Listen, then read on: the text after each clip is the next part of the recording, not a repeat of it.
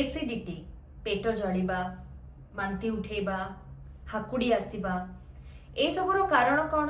नमस्कार मु खाद्य विशेषज्ञ निहारिका दास षडंगी आपण मानकर ए प्रश्न थाए जे मैडम मु एसिडिटी टू किभଳି भाबरे निजको बंचेबी एसिडिटी को किभଳି भाबरे नियंत्रण रे आनिबी कौन एसिडिटी पई मु खाली पेटरे मेडिसिन नेबी ना कौन करिबी मु आपनकु आज गोटे बहुत भल समाधान कहबी जोटा कि आपनकु एसिडिटी टू दूरे की रखिबो।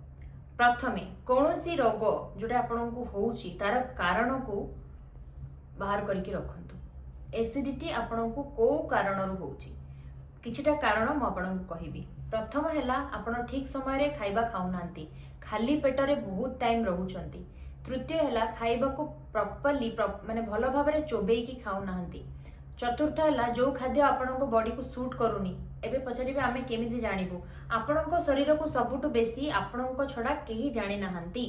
तो जो खाद्य आपण शरीर को सूट करू नाही सेही सब खाद्य खांतु नाही कोटा ट्रिगर करूछु जेमति कि बहुत जन को फल बहुत जन को परिबा बहुत जन को क्षीर बहुत जन को चाहा बहुत जन को तेल छणा छणी जिनस ट्रिगर करिथाय। आपण निजे फाइंड आउट करंतु आपण को को जिनिस ट्रिगर करूची।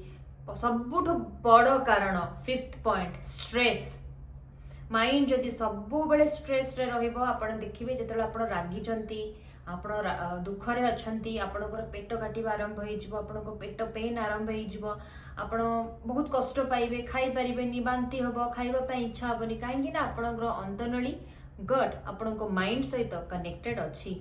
सो यही सब कारण पाई आपनको हुए तो एसिडिटी हे पारे। मु जने खाद्य विशेषज्ञ हिसाब रे सब बेले मो क्लाइंट माननकु कहे को रीजन पाई होउची आपण प्रथमे रीजन को फाइंड आउट करंतु। रीजन जानिला परे आमे से ताकू ट्रीट करि परिबा। आमे रीजन जानिले एबे आसंतु डाइट कोन रहिबो। जीरा अजवाइन सौंफ रो वाटर आपण जीरा अजवाइन आउ पानमधुरी रो पानी सकाळु आपण नहीं पारिबे केमिति नेबे आपण मते कमेंट रे पछारले मु कहि देबी। द्वितीय होची खाइबा को भलो भाबरे चोबाई खाइबे। टीवी देखि देखि लैपटॉप रे काम करी मोबाइल देखि देखि खाइबार अभ्यास आपण बंद करंतु। तृतीय होची सबु बेले तंतु जातीय खाद्य प्रोटीन आपण खांतु। चतुर्थ होची जो खाद्य आपणक शरीर को सूट करूनी आपण जानि पारुचंती एई खाद्य खाइला परे मोर प्रॉब्लम होची ताकू खांतु नाही। पंचम होची फास्टिंग और फिस्टिंग भोजी रे तेल मसला खाइबा और उपवास रहिबा को अवॉइड करंतु। सकाळु षष्ठ होची सकाळु उठी गरम गरम चा खाली पेट रे पीबा बंद करंतु।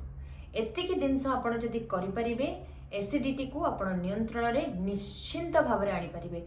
10 दिन ए वीडियो देखिबारु 10 दिन जाए मु जहा कहिली तेल मसला राग बाहर खाइबा को प्रॉपर्ली च्यू करिवे प्रत्येक दिन व्यायाम करिवे अल्प अल्प खाइबे फास्टिंग फिस्टिंग करिवेनी आपणकर जो ट्रिगर होउची ताकू कट डाउन करिवे। 10 दिन आज्ञा करंतु। 10 दिन पर आसी कमेंट रे मते कहिबे मैडम मोर एसिडिटी भलो हो जाइछि। जदि आम वीडियोटी आपनकु भलो लागिला दया करिकि लाइक शेयर एवं सब्सक्राइब करिवे।